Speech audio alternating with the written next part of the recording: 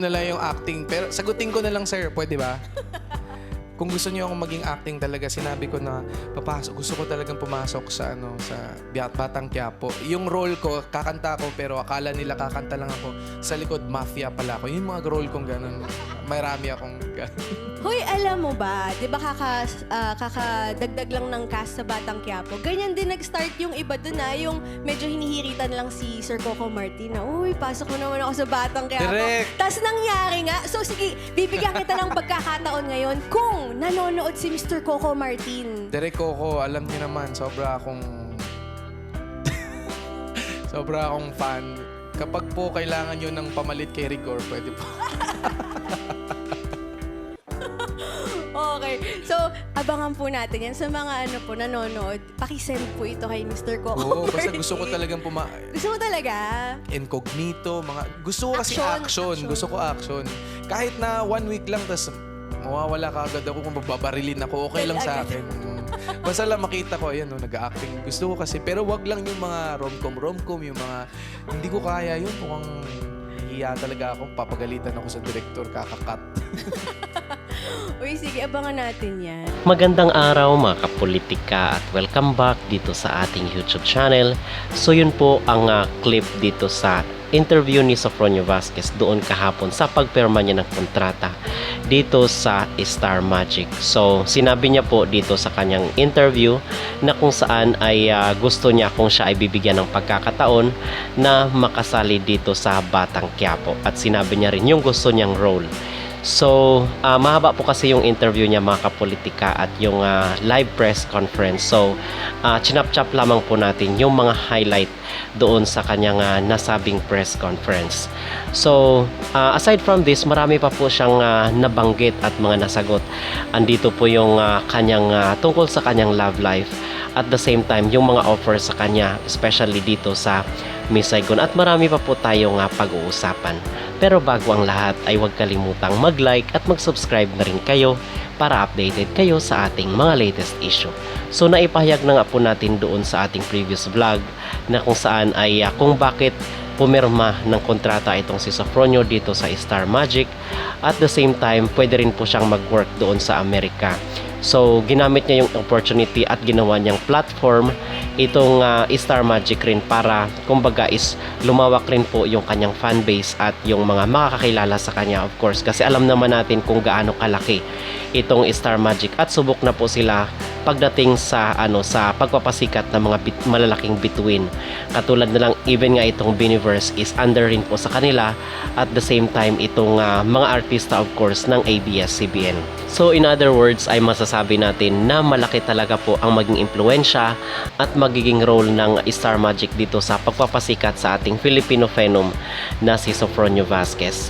So, last month is naitampok po natin dito na kung magkakaroon ng life story, itong si Sofronio ay siya yung gusto ng mga netizen na gumanap sa isang life story special. So, nabanggit niya na dito mga kapolitika na magkakaroon siya ng ganun.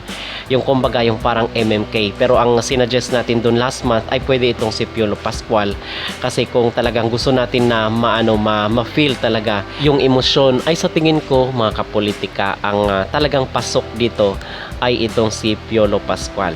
Okay, so para sa akin siya yung makapagbigay ng hustisya ng life story ni Sofronio Vasquez at the same time isa rin pong mga awit itong si Piolo. But kung si Sofronio Vasquez naman po ang gaganap, siya mismo yung maging bida sa kwento ng kanyang buhay, ay okay rin po tayo dun. All out po ang ating support dito sa ating Filipino phenom.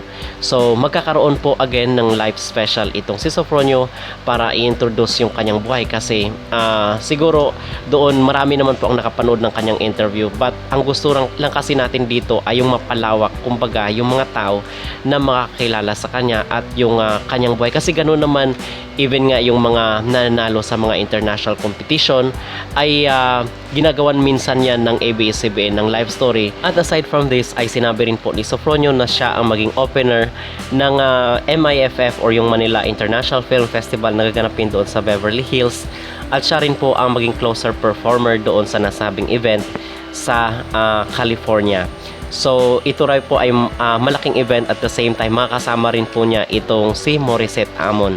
So exciting at abangan po natin itong magiging live performance ni Sofronio doon sa Beverly Hills sa California. So sinabi rin po at naipahayag rin po ni Sofronio na meron rin po siyang offer sa theater. So dito sa kilalang Miss Saigon na kung saan is unang sumikat nga itong si Lea Salonga, ay meron rin pong offer itong si Sofronio. At sabi niya ay 3 weeks daw yung sinabi sa kanya naman na tili doon, but magdidepende pa rin po ito sa kanyang maging schedule na hindi magkakaroon ng conflict. Kasi kung manatili siya doon ng 3 weeks and then meron siyang schedule sa ay hindi po pwede. At nabanggit rin po ni Sofronio dito sa kanyang interview na kung meron man di umano siyang awitin para sa kanyang buhay, ito ay walang iba kundi yung Unstoppable. So talagang relate na relate po sa kwento ng life ni Sofronio Vasquez. So on top of this mga kapolitika ay sinagot rin po ni Sofronio Vasquez kung ano ba yung pinakamasakit na comment sa kanya dito sa social media, kasi alam naman natin yung kanyang buhay ay open book at bukas na sa publiko. So merong positive yan, merong negative. So ang sabi niya, ang pinakamasakit daw para sa kanya na naging komento ay nung time na kung saan ay nagsisimula na siyang sumikat dito sa The Voice USA, nakikilala siya ng ating mga kabayan, ay sinabi daw nung netizen na baka gagamitin lang itong Sofronio at hindi daw siya ipapanalo, katulad nung nangyari doon kay Marcelito Pumoy na sobrang sikat dahil sa kanyang makapanindig balahibong performance doon sa America's Got Talent. But sad to say is hindi po siya nanalo. So baka ganun daw ang mangyayari kay Sofronio, na baka gagamitin lang daw siya ng The Voice at hindi naman ipapanalo, kasi in the first place hindi naman siya American. So baka magkaroon ng racial issue dito kay Sofronio. So in other words, ay malabo daw na siya ang ipapanalo.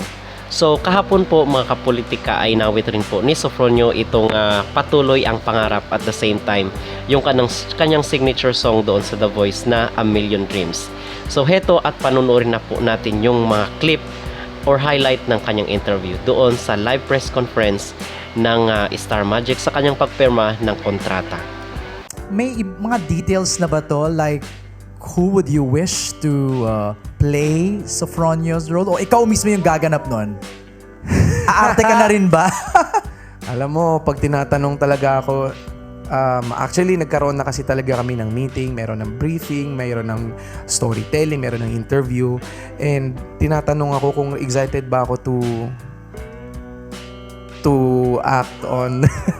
Kaso na-challenge po ako, sabi ko mukhang gusto ko na lang kumanta, pero kung balak talaga nilang ipasok ako, Batang Quiapo na lang, kahit yung mafia yung role ko. Wag lang yung iyak-iyak kasi hindi ko kaya yata, pero hindi ko alam. I mean, everything now is a possibility, so I'm just blessed. Pero do you have a wish list? Sinong gusto mong gumanap na Sofronio? I am so hooked up with the new teleserye now. It's been so famous, Incognito.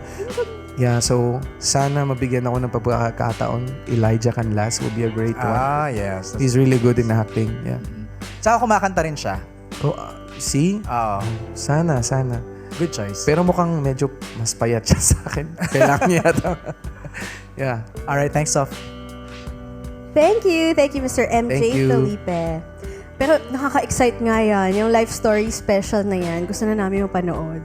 Okay, now let's go to our next friend from One Music PH, Sir Chris Ramos. Hi, Sir Hi. Grace. Hi sir, congratulations sa new deal with Star Magic. So, questions. How much are you looking forward dun sa balance of trying to balance yung pag-promote dito sa locally and abroad?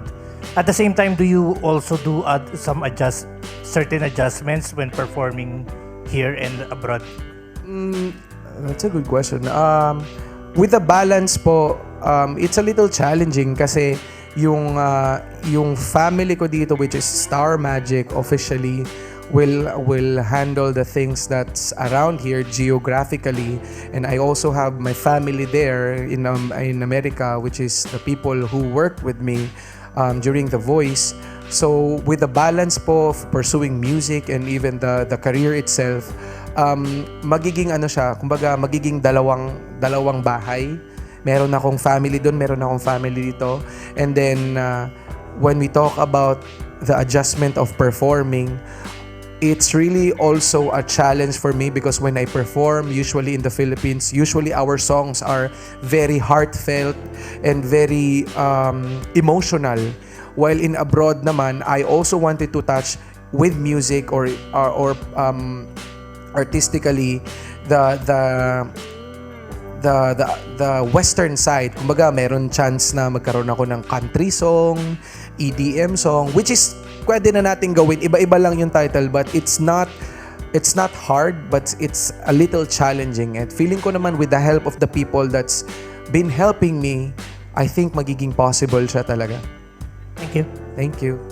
Thank you, Sir Chris. And now, Carlos Aragon. Na-excite naman ako dun sa Miss Saigon. Grabe yung, na-mention mo lang siya. Uy, by the way. Oh, actually, yes. Oo. First time mo ba i-announce yun ngayon? Yeah, first time ko lang din siyang i-share sa lahat. Wow. Yeah, and it's not a joke, ha? Pwede kong screenshot yan. Oo. I-post mo nga after. Baka sabihin nyo, fake naman yan eh. Hindi, it's really, really true and I'm super blessed. Kaso lang with the line of shows that I have and it's going to be hectic talaga. Kumbaga, challenging talaga yung ano. I've already asked one artist na nagkapag-try doon, Mr. Mark Bautista, na-try na ako. Humingi ako ng advice. Ayun, bigay naman ng advice. Uy, sana matuloy yan. Ngayon pa lang excited na ang lahat. Okay, now let's go to our next question from Trisha Matias of Metro Style. So, ako ang magbabasa ng kanyang question. Ay, nako, from celebratory. Ito naman medyo may emotional tayo dito. What is the most painful comment that you have received? And how did you use that to motivate yourself? The most painful, wow. Siguro yung habang, pag-uusapan ko na lang yung habang I was doing the blind auditions. Kasi I think it's painful for, not just for me, but painful for the Filipinos in history na we are always given the chance to be on stage. Kaso, mukhang hindi naman ipapanalo yan, ganun. So, yung mga tao sumasakay sa idea kasi they always have been heartbroken na hindi naman ibibigay yan. Kumbaga, gagamitin lang na bait yung Filipino na magaling, ganyan-ganyan. At the finals itself, ilalaglag din. And I am really, it was really painful reading it kasi nakakalungkot siya na talagang yung Filipinos nag-submerge na dun sa idea na, oo nga, talagang ilalaglag na tayo. And it was very painful na mabasahan ka na hindi mananalo yan kasi Pinoy, kumbaga ganon. Meron silang racial notion na nakaakibat doon sa pagkapanalo, and yeah, it was really painful, but I really think that I handled it very well because kung may mga taong nagiging negative in a way, talagang talagang may mga lumalaban din. May defenders ka. So hindi na ako nag-iisa. Ganun. Yung pala. Kita niyo. So, lahat ng mga nagde-defend kay Sofronio, napakalaking Salamat bagay po. pala yun Yes. para sa kanya. Na-appreciate po talaga ni Sofia. Okay. Now, let's go to the next question. Also from Trisha Matias. You have a concert tour. What is your pre-show routine like? And how do you unwind in between? Well, gusto ko lang din gamitin yung pagkakataon na inviting everyone. The first event that I am going to do when I fly back to LA this March 4 is the Manila International Film Fest. So it's gonna be very big and I'm excited to share that I will open the show and I will close the show. So, and I will sing with, Deborah Cox, Grammy nominee, and I will also perform a song with Troy Laureta and Morissette Amon. So I am so excited, and I also have San Leandro March 15, and then March 29 Sacramento, California. I have New York Town Hall July, and also Dubai May 24. So basta sundan nyo na lang ako. Thank you.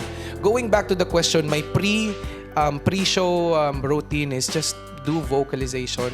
tinanong ko nga one time yung, kanina yung makeup artist na nag-handle sa akin was the makeup artist of the #1 star in the Philippines right now, which is TJ Monterrey. Nagtanong ako kung ano yung, excited lang din ako and I'm always curious kung ano yung mga pre-show, ano nila.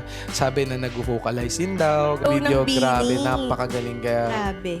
Full of potential. Okay, now let's have Mr. Eugene Assis from People's Journal and genenews.ph. Hello, sir.